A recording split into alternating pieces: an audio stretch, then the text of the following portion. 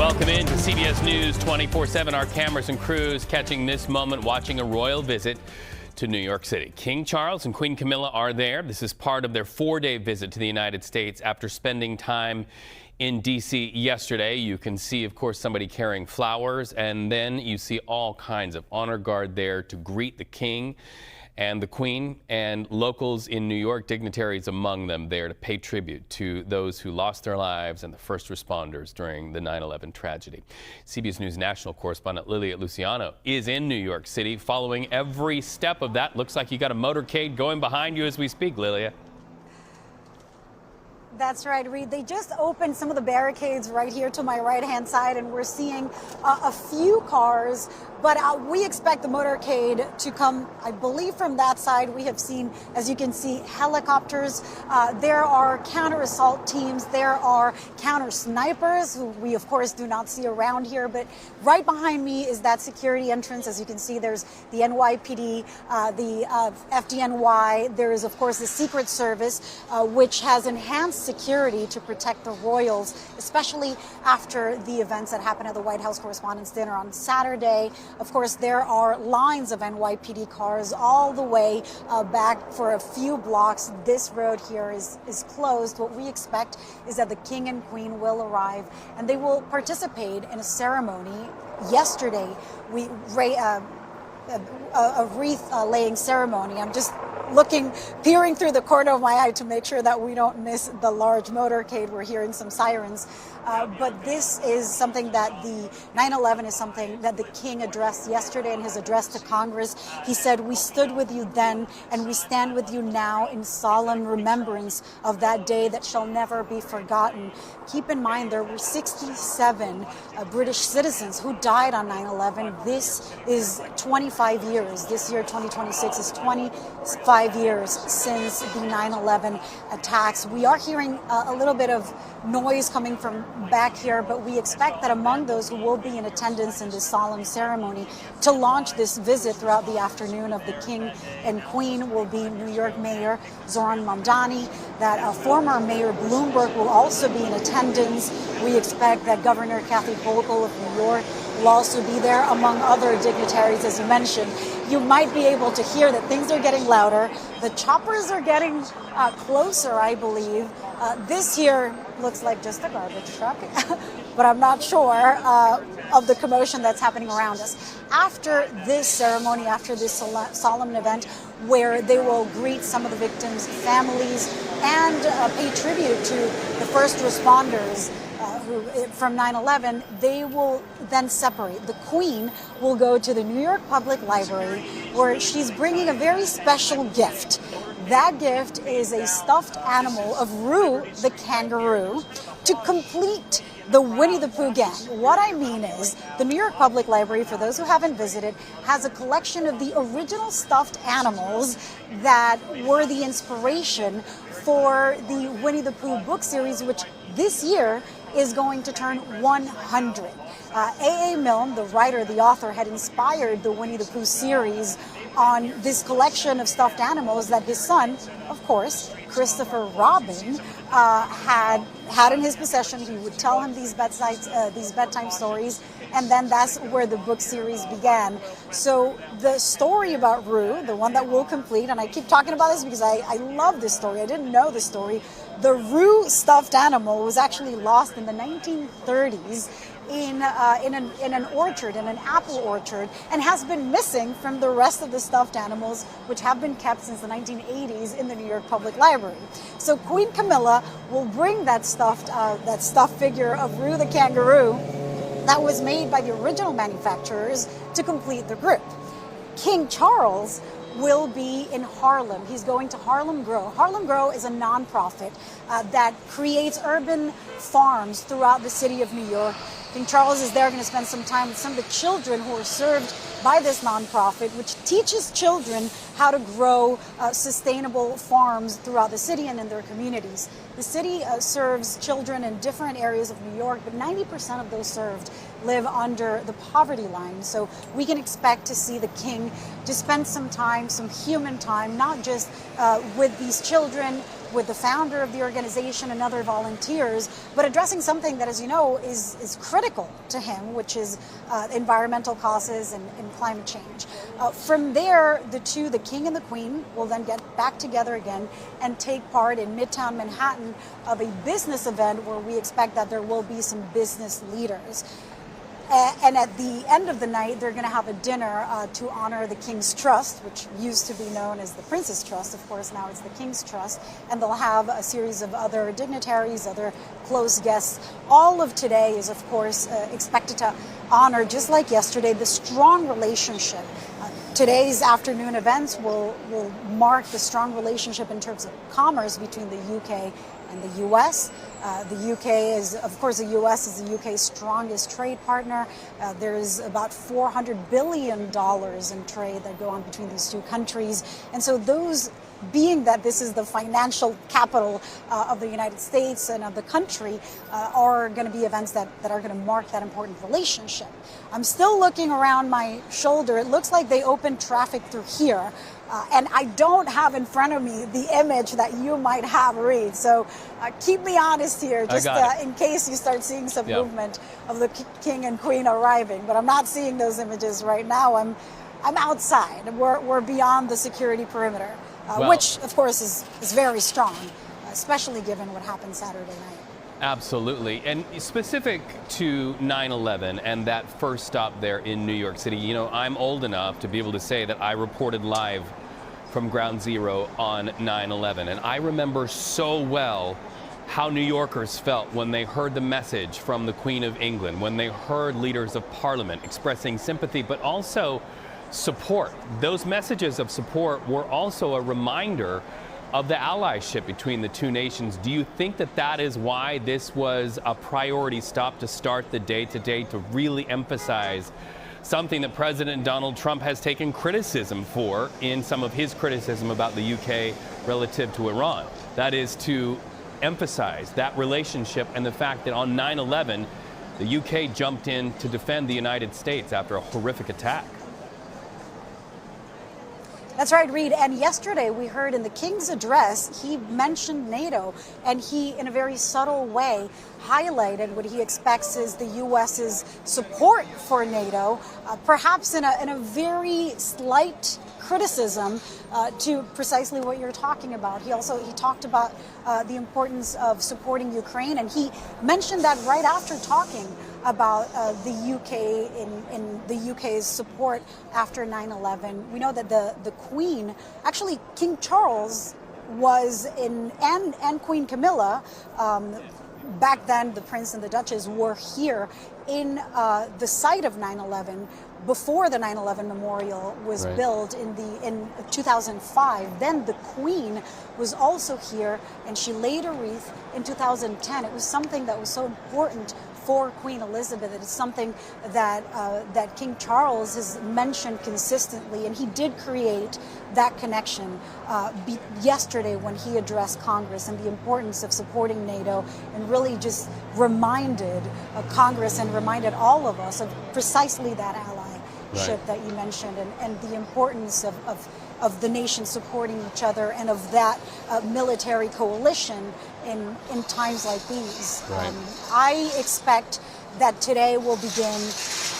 I'm not sure if there's, not that I'm not sure, we don't expect that there's going to be a message in the way that we heard yesterday. I think the King said what he was supposed to say. This is more of a quiet, solemn ceremony. But clearly it is the first stop that the King and the Queen are making upon getting to New York City today. And of course, it's something that the Crown has consistently shown their support. As I mentioned, King Charles did when he was Prince Charles in 2005. The Queen did in 2010 before all of this was built.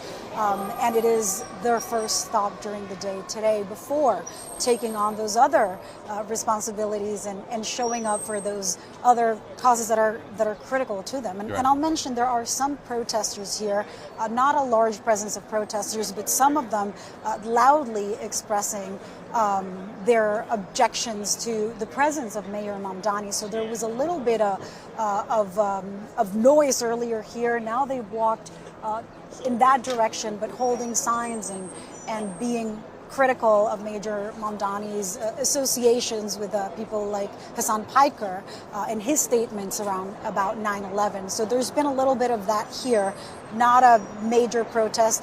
The majority of the people that I'm seeing here are tourists, are people who are curious to know what was happening. We've seen others who actually came to hope to catch a glimpse of the king and the queen, but as you can see, this is all very protected. And there's those tarps over there beyond the security perimeter. So certainly we do not expect that they might catch a glimpse.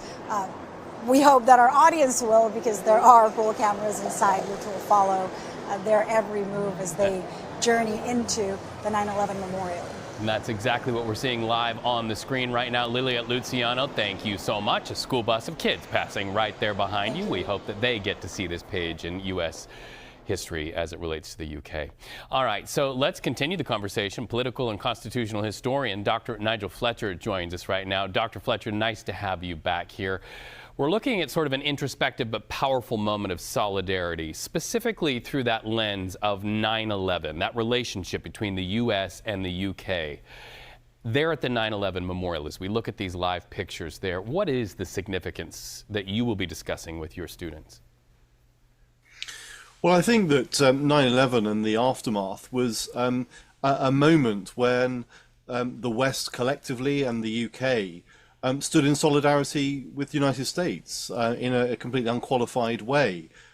It was an extraordinary moment. You were just mentioning that you reported on it. I certainly remember it. And at the time, I was a student union officer, and we had a building full of New York University students at that time. And it was quite an incredible feeling that you had, that the world seemed to stand in solidarity with the United States. And I think that was the sort of spirit that was felt for quite some time. And of course, as we were just hearing, it was also an incredible moment in that it was the only time that NATO's Article 5 was activated. And so in a very practical military sense, NATO stood alongside the United States. So I think that this is a solemn moment. The images that we're now seeing on the screen of the King and Queen laying a wreath at the memorial, the pictures tell their own story, but the words, I think, are the words that the King used yesterday in his address to Congress. He mentioned the fact that the UK stood with other NATO countries alongside the United States in the aftermath of 9/11. So we have the context from what he said yesterday, that relationship, the feeling that was very apparent at the time, had a very practical outcome at that time. It was a very practical diplomatic and military outcome, and it underlined the importance of NATO. And of course, that is something which stands in contrast to the attitude that President Trump has exuded when it comes to NATO. So I think these pictures, of course, it is about the memory of the victims and showing respect and tribute to them.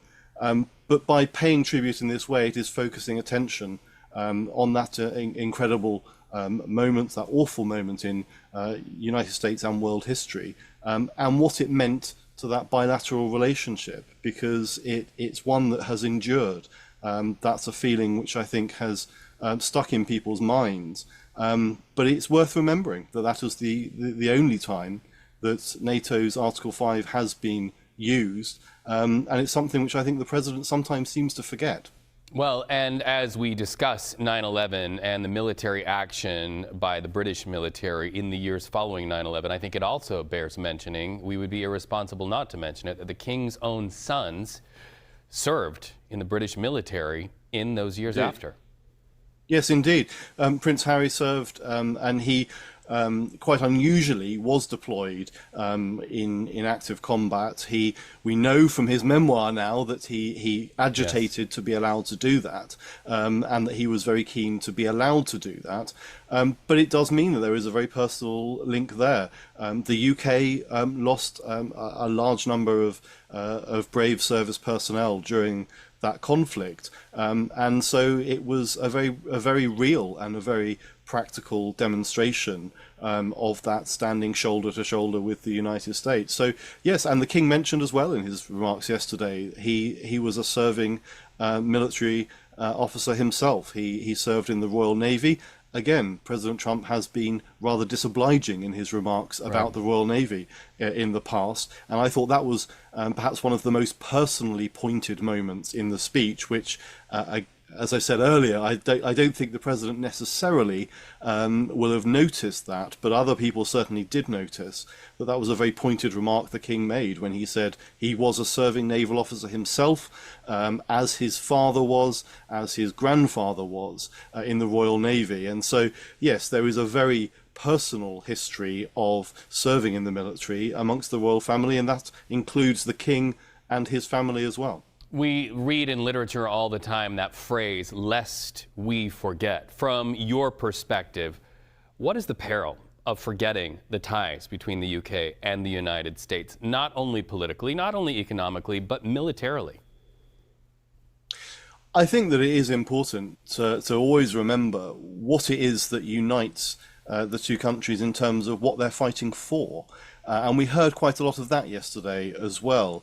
And I think we hear it sometimes so often at commemorative events. You think of events that happen in Europe to commemorate the D-Day landings, for example. Those are always very powerful events where this unity is spoken of. And in regard to the Second World War, it was the United States and the United Kingdom fighting against fascism. It was the two countries and their allies fighting for freedom. And I think that is something which does sound a bit platitudinous sometimes when we talk about fighting for freedom and that we share values of freedom.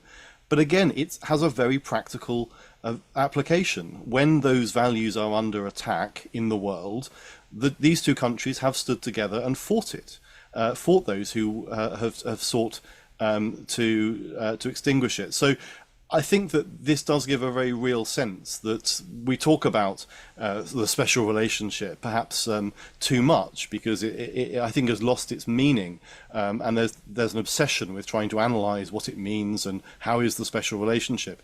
We know that both governments, diplomats and the State Department and the Foreign Office in Britain find it a little bit tedious that people keep obsessing about the state of the special relationship. But it is something that is very real, and it's something which transcends the current political leadership of both countries. And I think that the shape of this visit is quite interesting because we've now sort of moved on from the kind of personal relationship between the King and President Trump.